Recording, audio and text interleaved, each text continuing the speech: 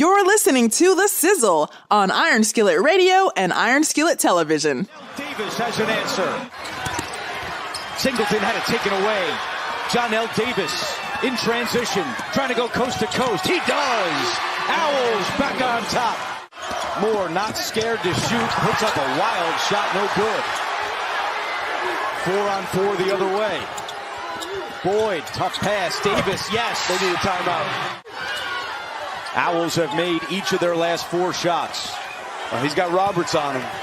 Roberts to the ground, and now 5 in a row for Florida Atlantic. I think Toby Anderson needs a timeout. Shot clock at 7. Davis on the wing, gets in tight and knocks it down. Goes to the corner with Martin, who slips, gets back up, and no good. Rosado inside, no. Davis has it. His shot is good, and one. What a big swing. Roberts looking for a quick answer, and he turns it over. Owls have numbers. Davis up ahead. Johnell Davis. You're listening to The Sizzle on WGVE 88.7 FM. Blessings, everybody. How everybody doing? Y'all listening to The Sizzle with Mac Dizzle, with Big J and Big G. You know who it is. You know what it is. It's The Sizzle in the building. You know who's here. Jay Sizzle's in the building. Jay Sizzle's in the building. Listen, man, the tournament is here. Tournament time is around. It's the greatest holiday of all time outside of the month of February. Not only is it Women's History Month, but it is also the tournament of tournaments, the greatest tournament of all time. Jay, I don't think there's a better tournament than the March tournament. No, this is the best tournament in the world, probably. Yeah. You know, because this is one and done. And we've seen what happens, you know, those fine 16-1, those teams that ain't supposed to win, and all those teams that are supposed to win. And we find out real quick that on any given day, people can lose. So it's real interesting. That's why I think it's the greatest tournament. It's the greatest tournament, but you know who's on the phone? Somebody that's even greater on the tournament side, and that's my man, Mac. Yo, Mike, what's going on, man? What's up, Big G? How you doing, brother? Hey, I'm good, bro. So talk to me, man. You went to the tournament. You've been there in person. You've seen it. Talk to me about what's going on in this tournament. Oh, man, this tournament, like y'all said, is one of the greatest tournaments ever. You know, it's one and done. You know, you got to bring your A game. If you don't, you go home. It's just that simple. We just seen it in the past games. Purdue was the number 1 seed and lost to FDU. Then in a barn burner, FDU went against Florida Atlantic, and Florida Atlantic had to let them know, hey, there's levels to this stuff. Even though you guys played great, you got to go home. Because it's either killed or be killed. So they sent them on their way. And the irony of that tournament was Johnell Davis, the stud out of Florida Atlantic, is Gary's own. Absolutely. Gary's own, 21st century's all-time leading scorer of their high school. Matt Painter had first dibs at this kid. Yep. Never pulled the trigger on him. The irony of it all is the team that killed you, Matt Painter, turned around and got killed by the kids you could have had. Absolutely. The irony of it is bananas. But like you guys said, killed or be killed. Absolutely. This tournament definitely lets you know who's who in the zoo. You know, the thing about this, you look at a young player that came out of 21st century, and he was getting some national notoriety, but there were people out there who really had opportunity to get this good, and they passed on him. And now you saw a guy who did not fade when the pressure came on, and he really put that team on his back, because there was times there they were looking like they were going to falter. But what do you just think about the character of this kid, man, and what he's able to bring to it? And I loved him in his interview. They were trying to get him to wax poetically about some things. He said, "Look, man, I'm just trying to feed my family," you know. And it's crazy because I seen a white gentleman on Twitter. Yeah. He said to see this interview with Johnell Davis, he said, it really opened my eyes to something. He said, this kid said, I'm just trying to feed my family. Yeah. He said, this kid is no older than 20 years old. He said, he took the sole responsibility to say, I'm trying to feed my family. He said, and he's like, I don't mention this enough. You see a lot of young black kids that say that. He said, and for them to have that kind of,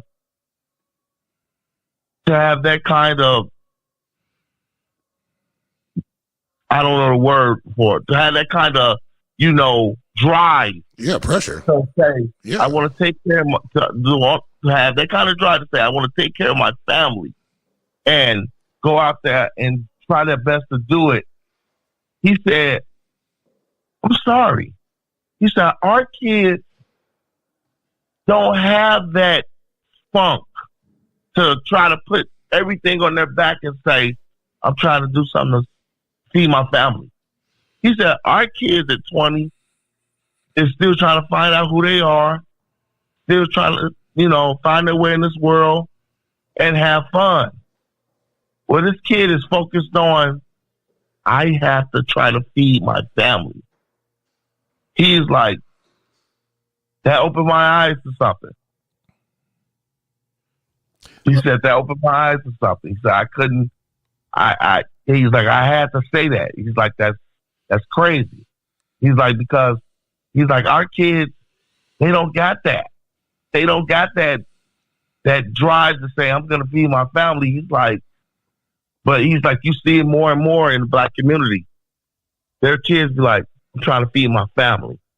He's like, and that's an honorable thing that they be like, I want to do that. Well, let me ask you this. I always say that the tournament is the time you make your money. If you're going to the league, those young men who play in the tournament have to make their money in the tournament because that's where you get the chance to shine. So let's do a deep dive into Johnell.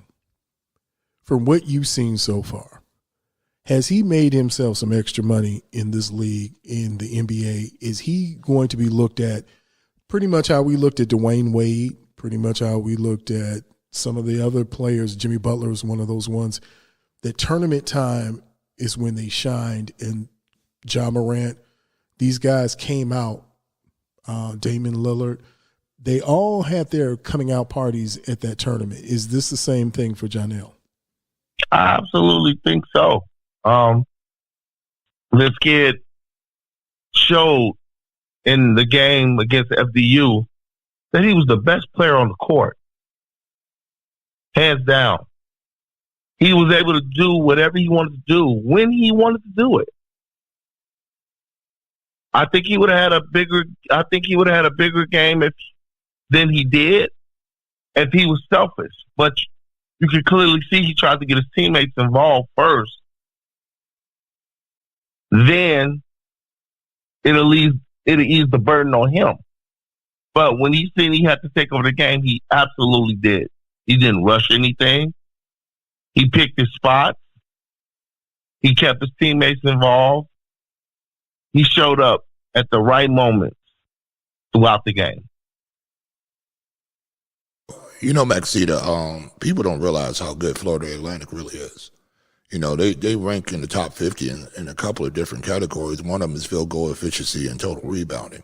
This is a complete ball club who's led by this 21st century Gary product. The question is right now, are we on upset alert going in? They're playing in this next round now. Is it possible that we see a Florida Atlantic team able to push itself forward. I think they're playing Tennessee. Is that correct? Mm-hmm. Yeah, they're playing the Volunteers. And now is this a step above of what they have played? We're going to say yes, it is, but we can also look at Florida Atlantic and going, hey, this is no a team come lately type team right now. This team has been good for a while, and now you have a dominant player, and we're going to say that that's what he is now, a dominant player. We saw him take over a team. That was a pretty good ball club that they beat the other night. That was not a team. That was no slouch out there. Those guys were tough and gritty and able to battle, even though they were short in stature. What are we looking at in this next game coming against Tennessee? Do we think this is a team who really can go and beat Tennessee at its own game?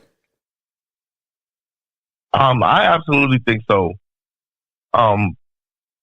Tennessee is the favorite, but one thing this tournament shows you is when you're the favorite, it's actually added pressure onto you. When you're the underdog, you can just go out and play your game. And, hey, we weren't supposed to make it here in the first place.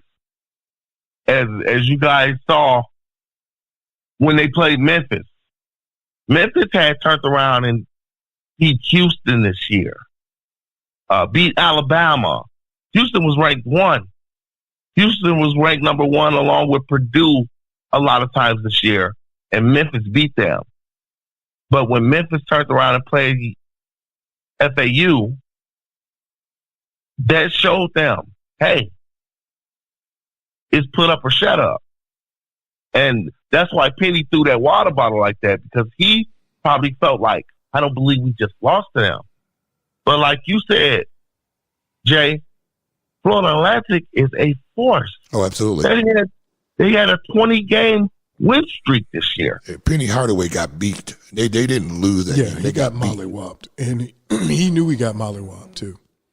It was one of those things you saw it coming and you knew Penny had that idea. Penny was ready to walk out the door before the game ended. And there was no stopping this kid. The problem with Penny was there was no stopping this kid. Right. Well, if he wanted to get to the rack, he was getting to the rack. If he wanted to shoot the midi, he was going to shoot the midi. And he got to wherever he wanted to get to on the floor, letting you know that. But that's that gritty style of basketball that's played in the Gary area, in the Chicagoland area. This is what, when you have players coming out of this type of environment, these guys go at each other 100%. And they have all the tools in the toolbox. You know, they can rebound, they can shoot, they got a good layup package.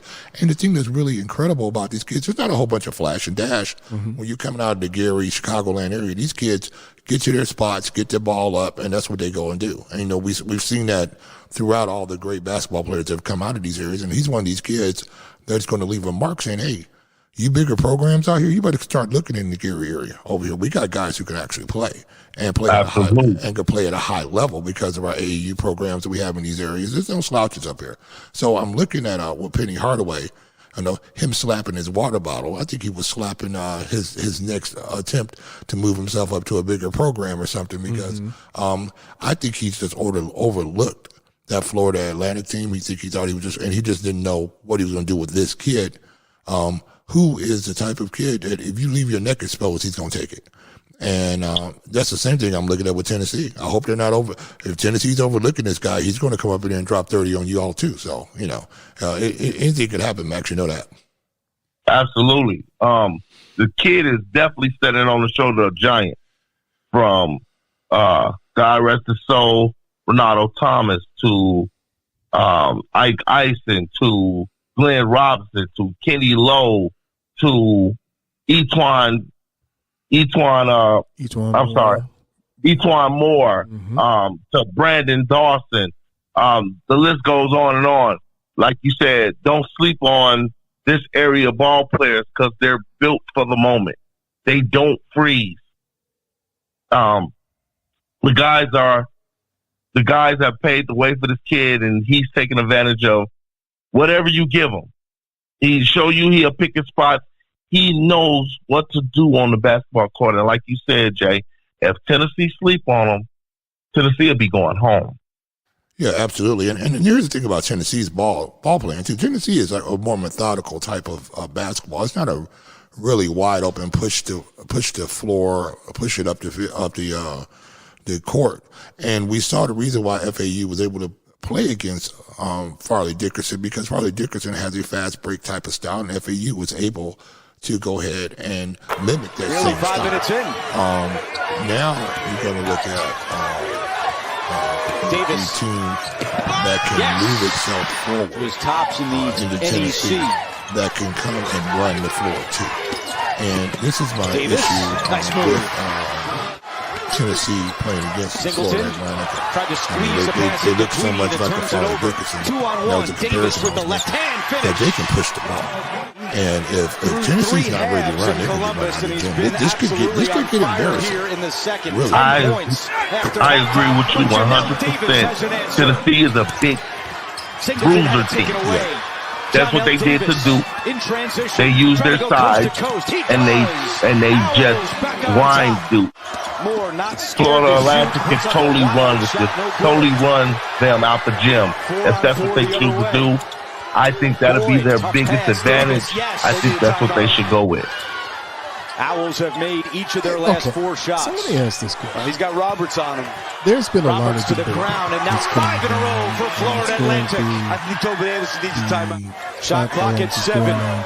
It's going around the sports world. Davis on And the it's the wing. question Gets in tight and knocks it at the down. Blue Bloods. Goes to the corner with Martin, And who are the slips, Blue gets back Bloods up, still Blue and Bloods? no Are good. these Rosado programs inside, still the no. high-end Davis coaches? has it. Are they still the His high-end shot, coaches? Are they good. still bringing in the kids, and are they still moving forward? We Roberts saw looking the for a quick Georgetown answer, and he turns just it over. hired Owls Ed have Cooley numbers. to be their Davis head up coach. ahead. Because Johnell Davis. the name, just the name alone, isn't enough to get some of these kids. You need some coaches who can coach these children up, get these players ready, get these boys ready, get these young ladies ready. Have you seen a shift in the type of players that are going to the Blue Bloods versus those who are going to the mid-majors and other schools who are coming into the tournament and causing havoc? I think so.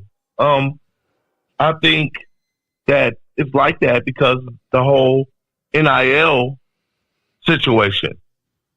It's even the playing field. A lot of the Blue Bloods, old school coaches haven't really embraced the NIL thing, and other schools have. That's why other programs are able to land these kids. And it's funny that you would mention that because of the NILs, me personally, I don't think the kids get promoted the way they used to because they're so scared they have to give these kids something. If we just look back a few years ago, think about if NILs was in place when Zion played. Well, NILs were in place with Zion. They were called boosters. We all three of us know that, but the average listener don't. The boosters make sure the kids are fine. Yeah. But when the NILs was set in place, you gotta give this kid compensation for his name, his image, his likeness. And like I said, imagine the last year before NILs was set in place was when Zion played. Now let me ask you one quick question. Now I'm gonna let you finish that one thought. What about the transfer portal now? Look, man, stop stepping on my stuff, right? Look, man, I had a whole other segment about the portal, and you just can't come in here stepping. And I want Max to finish his point, though. But how's he going to finish a point, and then you just drop a bomb on him? That's like running over somebody on a school bus, right? You just like, hey, I wanted you to cross the street, but let me run over you with this bus.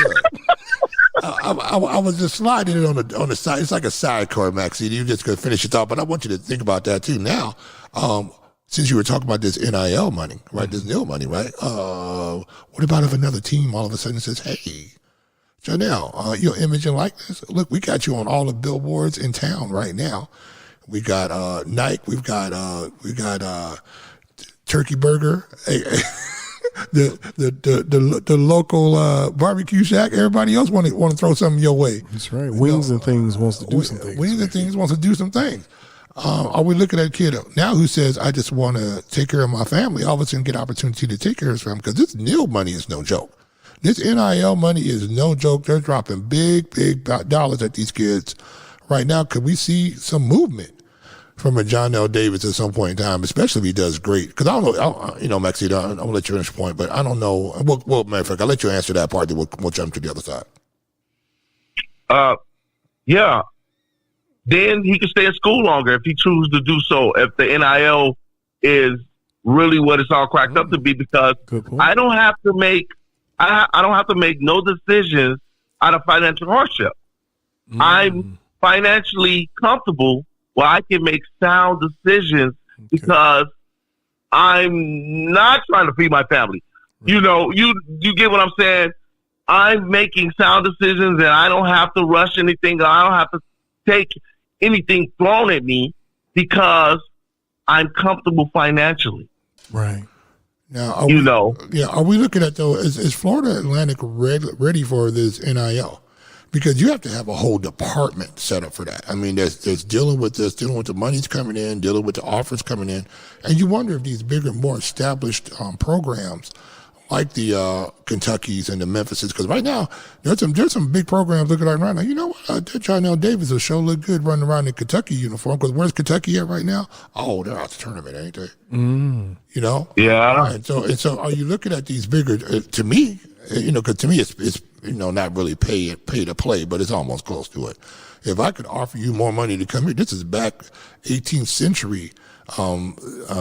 Sports back in the day that's how they got paid. 18th century. I don't think they had a team in the 18th century. In the 1800s. That's what I'm talking about. That's the 19th Rockland Barn Brawlers. I don't know, sir. Well, the NCAAs, that's what they started happening where guys were paying players to pay. They would go from one school to the next school, and they were just literally paying. Oh, you played for them? You played for Harvard? Well, no, we need you to come play for Princeton, so we're going to throw you some more money. Come play over there in the same season. Can I interject one little thing here? Yeah. I was looking at a mock draft earlier, and the one thing the Chicago Bulls, they need now is a point guard, and that pick that they sent to Orlando, the perspective or the assumed player in there would be the Kentucky point guard. That's 6'2", probably the best defender in this class. And how those little short point guards been working out for the Bulls? Listen, they need any point guard right now. If Patrick Beverly is your starting point guard, hey, well, at least you can distribute the ball. Yeah, their big point guard.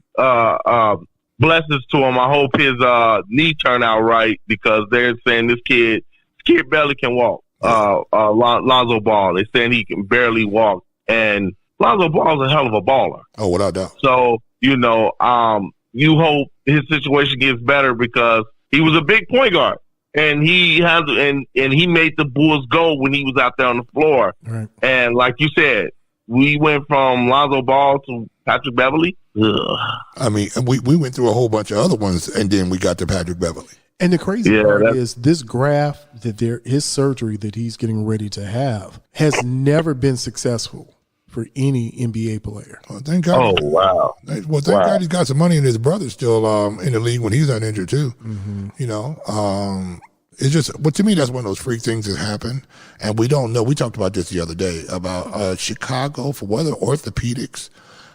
We see a lot of guys going down with these major injuries with their knees and ankles and stuff like that, and they just never come back. So we wonder, I'm not throwing shade, but I'm throwing shade.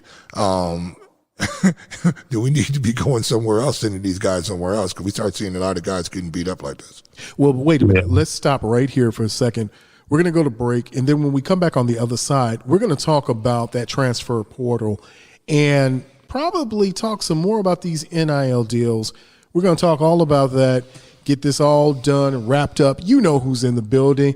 Maxine is in the building. Listen, Jay's in the building. G's in the building. All you got to do is sit back and relax, and we'll see you on the other side. Did Did you know that you can listen to Iron Skillet Radio on Spotify, Apple Podcasts, Google Podcasts, and Anchor? It's easy. Look for Iron Skillet Sports or hashtag Skillet_sports for our latest episodes. We are Iron Skillet Sports. Wow, bro. That's crazy. That's so love, bro. Thank you for listening to The Sizzle, the hottest sports talk in the 219, here on Iron Skillet Television and Iron Skillet Radio.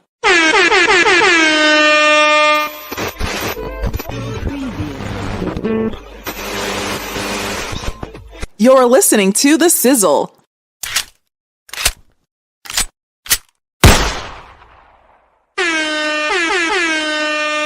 You know who it is. You know what it is. It's The Sizzle in the building. J Sizzle, G Sizzle, and our guest on the line is a Sizzle brother. Mike, before we left, man, so we were talking about monies, which you made a really good point. I never even thought about it from the perspective, if I've got NIL money coming in, if I'm a young student and you give me the opportunity to have a paycheck coming in, I don't have to jump and try and go to the league and then make a bad decision and then maybe get injured or maybe not get picked up by the right team and have to sit and wait. So how does this, because I'm thinking this transfer portal equalized the whole playing field. This is what for at least the past 3 years where you've seen a precipitous drop. You've seen blue bloods go down and then you're wondering where these other kids are going. It's because these kids are getting tired of sitting on benches and you can't play till your senior year, senior year, because you got the hot freshman recruit that came in. But I could go someplace. I can go to a Florida Atlantic. I can go somewhere else, St. Mary's, St. John. I can go someplace else and be the number one baller. So, Mac, is this transfer portal, how do you see it? How do you see it playing out as we keep moving forward with the transfer portal? I'm not too familiar with the transfer portal. I know it exists. It gives a player another avenue, like you said, not to just sit on the bench and go somewhere else and show his talent off. But back like to the NIL thing. Like I said, it's in place, and a lot of people don't look at it from this view. Before the NIL thing was involved, you knew who were the coolest ball players in college basketball was. You knew who the best players in the country was. Since the NIL's been in place, like you said, the last 3 years, if you just wasn't a diehard, drag down, stomp down college basketball player watcher, you didn't know who the best basketball player was in college. Because when the NILs was set in place and we had to pay these kids off name, image, and likeness, they stopped promoting them. They stopped showcasing them. They stopped mentioning them on TV because they had to pay them. They had to pay them now. So until the tournament, you don't know who's who. You don't know who the best player is in the country no more because this has been set in place. Like I said, the last year before the NIL was set in place was Zion. Imagine if NIL was in place when Zion came, when he played. He would have been filthy rich before he ever made it to the NBA. Filthy. But because they got to pay these kids, they're not promoting them like they once was. Honestly, you guys knew who the coolest basketball players was in college this year? Nope. How about last year? Did you know who the best basketball players was last year? You didn't know until tournament time. So, Maxine, that's interesting. I haven't really thought about that. Okay, so are we looking at now? You have these CBS, NBC, ESPN are not mentioning these ball players now because they know that if you mention them too often or whatever the situation that you're going to have to pay them or something like that. Is this a situation now where they're going to just promote more teams now instead of these regular ball players now? Yeah, I totally see that. That's exactly what's been happening. Yes. Then it's going to work counter. Maybe, I don't know. Maybe, to me, that's going to work counter because we counterintuitive to what they want to do because we look at the NBA per se, right? You still look at that it is a individual driven league, where you look at, it's LeBron and it's all the different type of Currys and it's all these different type of players, the Embiids, and that's what they talk about, and they just happen to be playing for the 76ers or they happen to be playing for the Warriors. But you look at the NFL on the other side, and you do talk about some individual players, but it's always, former Green Bay Packer Aaron Rodgers, or it was always Chicago Bears, so-and-so and so-and-so. That's a team-driven league, a lot more than it is. Even when you see young Patrick Mahomes, you still know that he's connected to that. He's not Patrick Mahomes by himself. He's Patrick Mahomes because he plays for that team. So I'm wondering now what the strategy is, since you brought this up, for are they going to try to minimize this nil money coming in? Because you could have a kid, okay, so what do you do about it? What do the kids say, hey, I'm not getting enough nil money, so I'm not going to play? Like you said, that's when he look into the transfer portal. I'll go, I'll get more exposure. I'll go, I can show off my talent. If I do go there, how would I be compensated? Is the NIL system in place where I can go off and do what I need to do, and I know I'll be compensated for it? Okay, Maxine, okay. Now, so you've opened up a whole can of worms now. I mean, I don't even know. Does anybody really open up a can of worms? Yeah, you can open up a can of worms, but then I think you would be fishing. Yeah, so okay. See, now you're going fishing. Yeah. So that's what you're saying. Now you're getting ready to go fishing. So right I understand what you're getting. So I'm gonna start going fishing now. All right. So Betsy, say the young man, one of the top players in the country in high school is sitting there, and a certain coach named Calipari, maybe, or we see Mr. Pitino is back in D1 basketball now. Yes. We know he had some issues and some situations going on. What about if he comes in with a nil money check of $100,000 and walks in the house? Hey, come play for me. He'll have one of the best recruiting class of that year.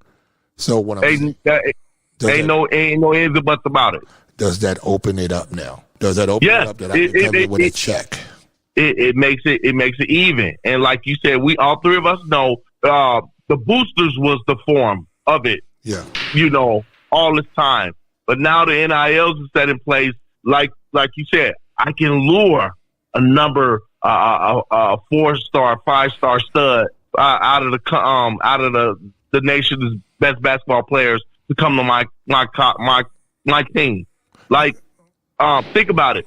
Think about back then. The booster thing was in place when you had a Michael Beasley playing for Kansas State. Absolutely. The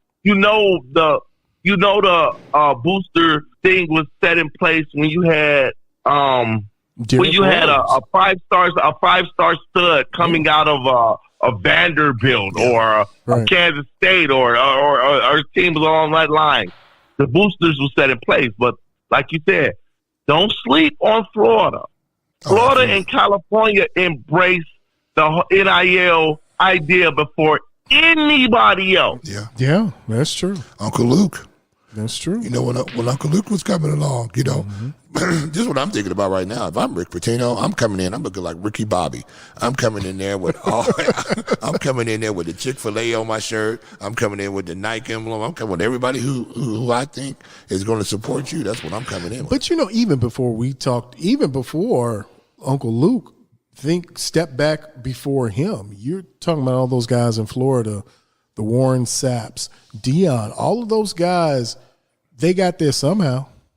Well, nobody never really answered this point. Well, I know the answer to it, because he got that money coming from when he was going to sign that contract with the Yankees when he was playing for Florida. Did you see how much gold he came in when Dion came into the league with? Come on, man.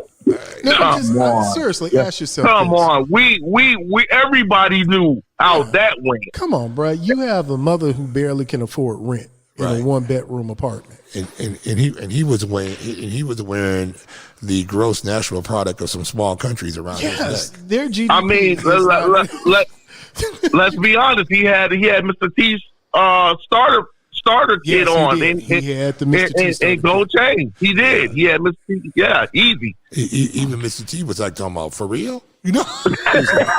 I pity the fool, man. I got to get me one of those Deion chains. And so we look at a guy like that, who he was prime time and he made it work. So the question, shout out to Coach Prime. Oh, man. Shout out to Coach Prime. Shout out to Colorado. Hey, the SIZZLE's planning on going out. Road trip. Road trip out to Arizona because Colorado is going through Arizona, and that's my alma mater out there. So we're gonna try to make that happen, get the SIZZLE out there, and I'm trying to work out some sideline passes. We'll try to see what we can do. Yep. But we're gonna plan the broadcast from out there. That's coming up in this fall coming up. But the thing about it is that with this nil money coming in, and we're gonna bring it back to Johnell Davis now. This is a guy who you've seen as the tournament started, especially from his championship game. He's been averaging more points, almost 20 points a game, a little bit more than that. And then you saw his outburst the other night of 29 or so. We're looking for the same thing that happened against Tennessee. Question is, do we see that he's going to end up staying at Florida Atlantic, or are we going to see our bigger programs going to come a calling? Yeah, the bigger program in part would probably be the NBA. I don't think he would transfer to another school. I think if he was to make a move, it'll probably be to the next level. He's practically writing his own ticket with this tournament run. Yeah, the question is though, do you think after this tournament it's time for him to come out? You know what? He seems strong, but the NBA stands for no boys allowed. Absolutely. Right. If he stayed, it would probably just to get stronger. But like I said, he's practically writing his own ticket right now. Right. With this tournament run, the country is singing this kid's praise right now. And I totally see if he was to stay, I don't think he would leave.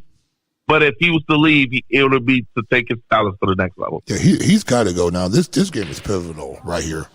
This Tennessee game. I mean, he's got to show out in this game. He's got to go in here and push the ball. He's got to be able to drop 20, 25 points on Tennessee, and be a factor. He need I'm sorry, Jay. Yeah. He need his team to come play with him. Oh, absolutely. That's true. He need his team to come play with him. That's true. That's what took place earlier in the game. Yeah. He was trying to get his team involved, and then when he seen his team tighten up, that's when he took over the game. I think he's going to take a special. Go ahead. I'm sorry. Go ahead. It take a special kind of player that can take over the game like that. Every kid can't do that. When your team needs you because everybody else tighten up, I got to take it up on my shoulders to take over this game. Yeah, the kid was built for this tournament. Yeah, you know that Tennessee has seen the tape now. They know what he's going to be able to do. It ain't no denying this kid now. Like you said, it's a lot of footage out there on them. They're definitely preparing for him. But guess what? That's what makes March Madness, brother. So now a lot of it has to do with this coaching staff now. This Florida Atlantic coaching staff. Can they throw in a couple of wrinkles that's going to be able to get Johnell Davis open now? Because we know they're going to run at him after a while, especially if he comes in and starts lighting up the scoreboard. Because we know he's capable of doing it, and I think he's going to have to attack early. And try to get them Tennessee into foul trouble. I know they're going to run on him. So my question is right now, is he going to be able to get out of those double teams? Is he going to be able, to have the conditioning to run people off through screens and to keep moving? Because this is his pro debut right here against this Tennessee team.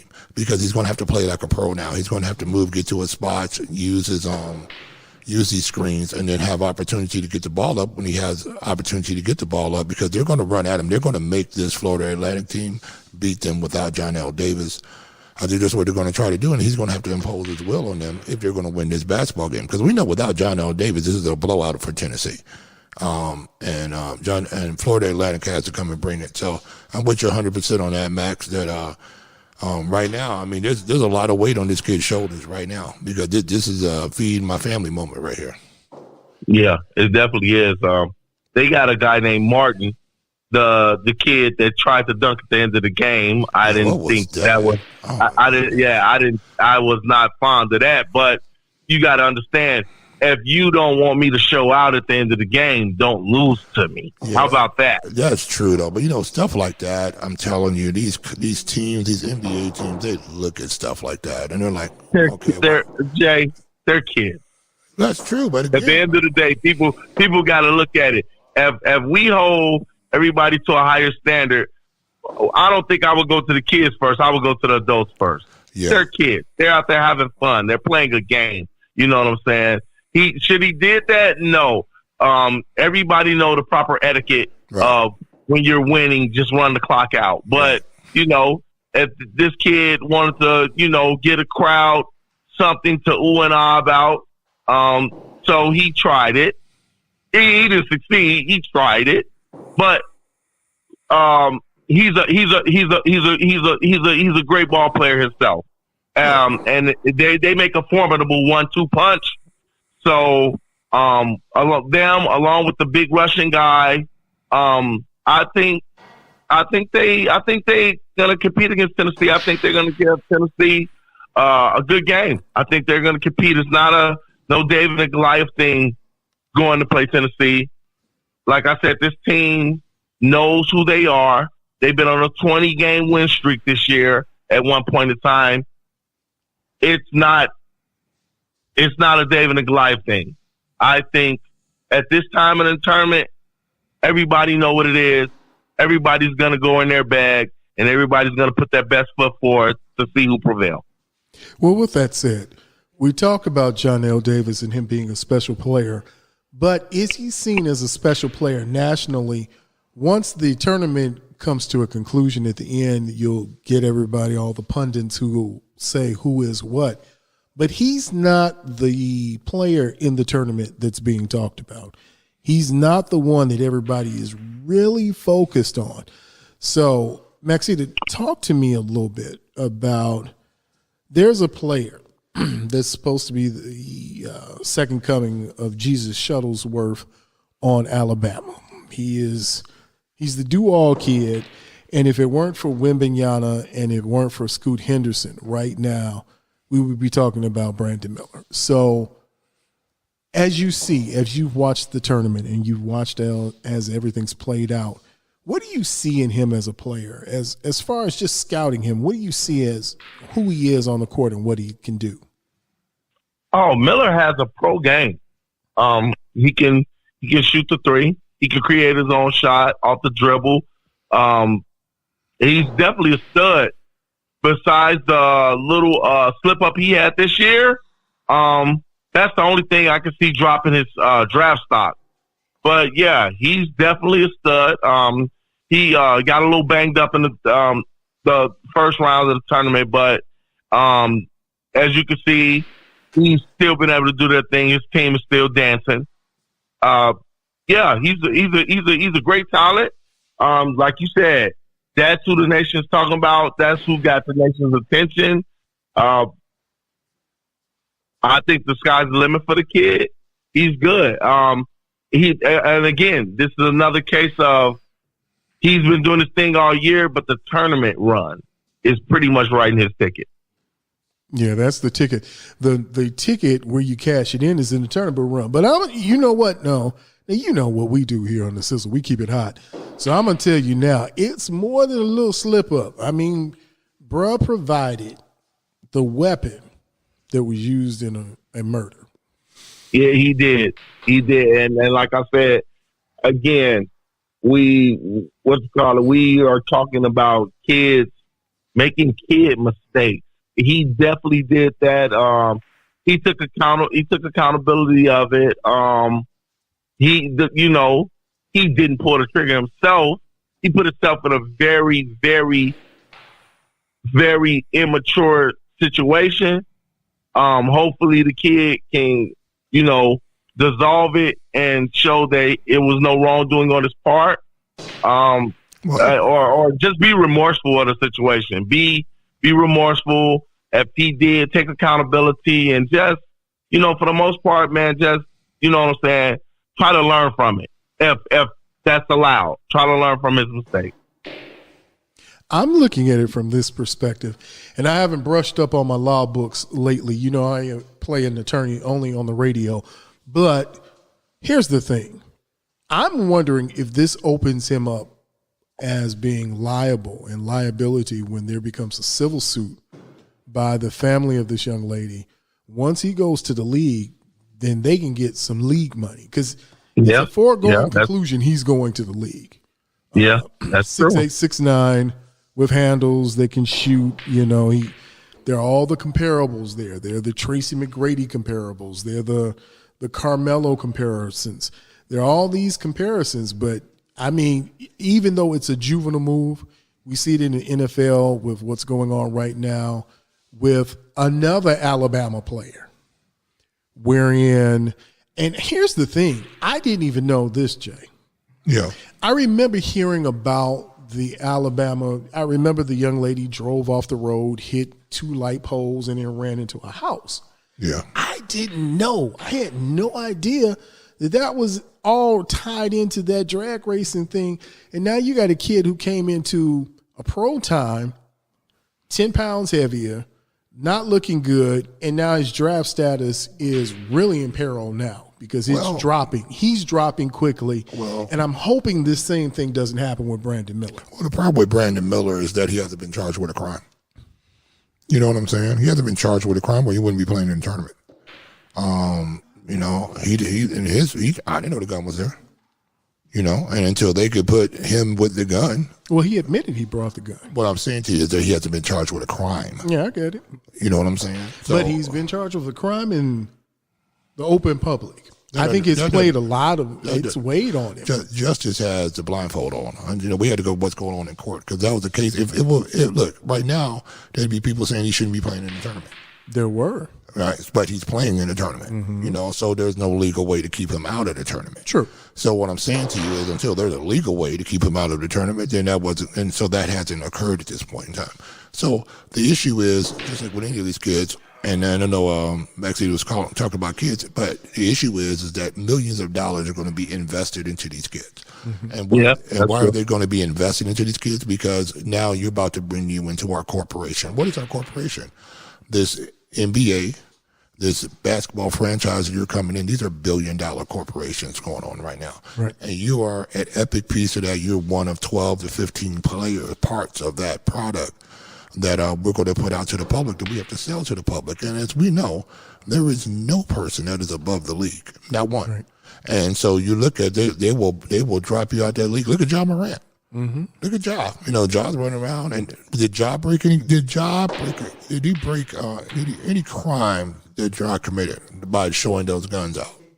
The only rule, no, he broke a NBA rule. It wasn't a crime. Let me ask you a question now. So now, if I'm a gun owner in the NBA and I go out and shoot, and somebody takes pictures of me shooting at a range, is that something now that I want to catch flack from the NBA because I go out to a range and shoot a gun? If the NBA tells you cannot carry a weapon, I don't. But here's the whole thing: we have a number of NBA players that have weapons, right? If you live in a state that you can have weapons and shoot weapons and stuff like that, and you go out to the range and you shoot these weapons, then displaying the way, I think it was the manner in which it was displayed. You know? I agree. I agree with Jay. I think it's a conduct thing with the NBA. Absolutely. It's an image thing. It's an image thing. And so when you start looking at this image, and now you look at this young guy who's been part of a situation where a young mother gets killed, you know, the NBA is going to look at this and go, well, hold on, wait a minute now. We don't know what Alabama's policy is, but let's look at this situation concerning us. But right now, the NBA can't do anything about it because he's not paid by the NBA or any affiliate of. So I think you're looking at the situation. This is all culture based right now. This is, you know, our culture with our young kids. You know, you got our young kids, basketball players running around who got the bag, and all of a sudden now they want to act like they hoodlums, and you're not a hoodlum. You know, just because you get thug life tattooed across your stomach area don't mean that you're a thug. So the whole issue is there a time coming now where our young players going to have to change some of their affiliations because now it's going to start costing them dollars at some point in time. Because we saw, there's been a number of endorsements dropped from Ja, and I think his people are doing a really good job keeping Ja sort of in where he's fully not getting cut off. We don't see a Kanye West move yet, where everybody's dropping him left and right. So it's going to be interesting, especially with this kid with Brandon Miller coming into the league now.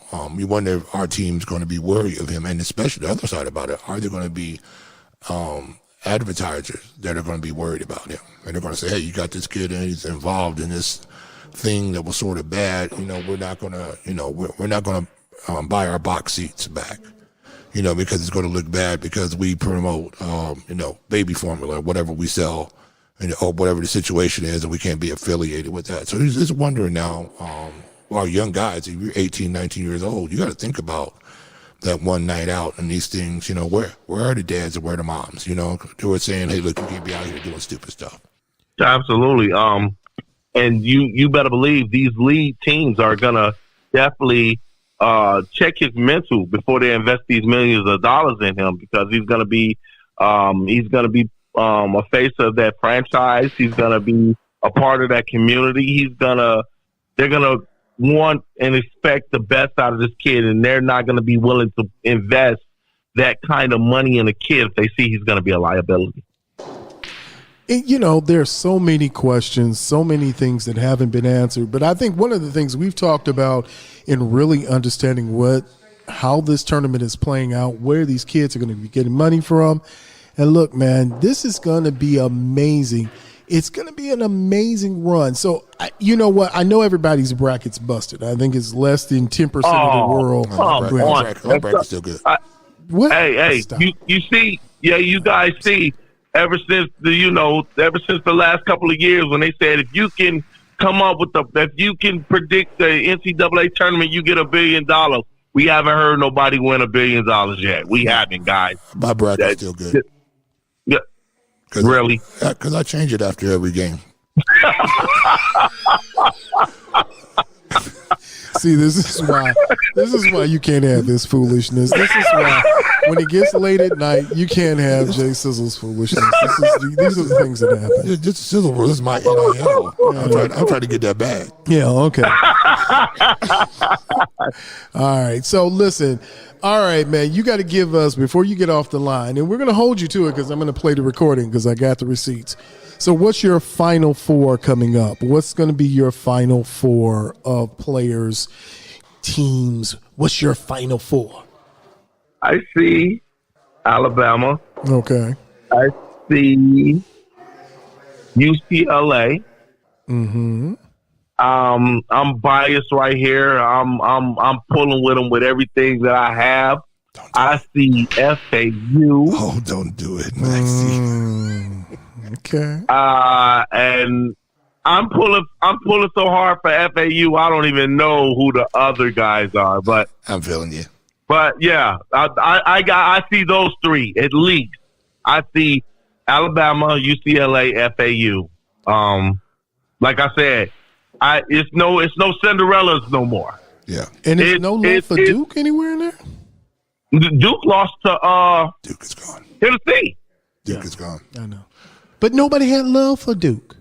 Who does? Nobody had love for Duke. Who does have love? I definitely didn't have love for Duke. Nobody likes Duke. Ever since Christian Laettner. Christian Laettner? Yeah. I was thinking more Vince Carter, but okay, Christian Laettner. Yeah, I definitely don't got no love for Duke. Thanks, Tennessee. I know, right? Yeah, you all are haters. But then I like it. I like it because it sets up the matchup. Nobody's liking Houston because that's the team I had from the beginning. All right, so give us your final four of teams. Look, I'll save that for later on in the week, sir. Okay, well, I'm gonna say this right now. I just want to throw that one in Houston because we didn't think about that. I'm going to tell you right now, South Carolina's taking it all. Oh my gosh. Okay. Oh, we're in the men's tournament, right? Oh. Hey, the way Don Staley has those girls playing, they might be able to come over and do something. Look, man, I'm trying to get Don on the show. That's all. I'm just trying to get Coach Staley on the show. So, you know. Oh, man. Hey, bro, to promote your your program, the way she has promoted her program, what she's doing. Yeah. South Carolina made you say, who is UConn? And I never thought I'd be able to say that. Absolutely. Because, Don Staley, that's no joke happening over there. I mean, it was UConn for all this period of time, and then was Tennessee before that, with the Lady Vols. And now it's like everything runs through Don Staley now. Yes. If you want to win the national championship over there where the women are, you definitely got to come see Don Staley. Yeah. You definitely have to go see her. Yeah. So it's definitely, but that's why I love this tournament, because anybody can, over there, when you get dominant in the women's tournament, it's hard to turn that over. You see teams like Stanford and other teams like that who go in there and they play well and they dominate for 2 or 3 solid years. The NCAA tournament used to be like that on the men's side, but every year now, because of these majors coming up like they are, and like you said, it's nil money, it's a coin flip. I mean, it's an absolute coin flip. Anybody can win it. If you get into that 32 round, you can pick almost anybody at that point. So, well, all I'm saying is the door is open. The kitchen is always open for Coach Staley if she wants to come on the show and just discuss food, hoops, and life. Yeah, we're actually, too, and since you brought up food, the SIZZLE is going to be doing some YouTube, putting some YouTube product out there. We're actually going to start a little cooking show. So we're going to be up here, how we make tacos. Oh, man, I'm on board for that. Yeah. I'm a big guy. I'm all on board for good food. Absolutely. We always have to make sure there's a seat weight limit, make sure we have the proper seats in. And so, big fella tear a chair up in a heartbeat. So, hey, Maxie, you ever looked at a chair and be like, oh, no, I don't think so. They be, why you standing up? Because I don't want to be on the floor. Yeah. So thank you, man. Thanks again, Mac. Appreciate it. Hey, Jay, it's always a pleasure, big fam. Oh, yeah. Talk to you soon, brother. All right, guys. All right, bro. Yeah. You're listening to The Sizzle on WGVE 88.7 FM.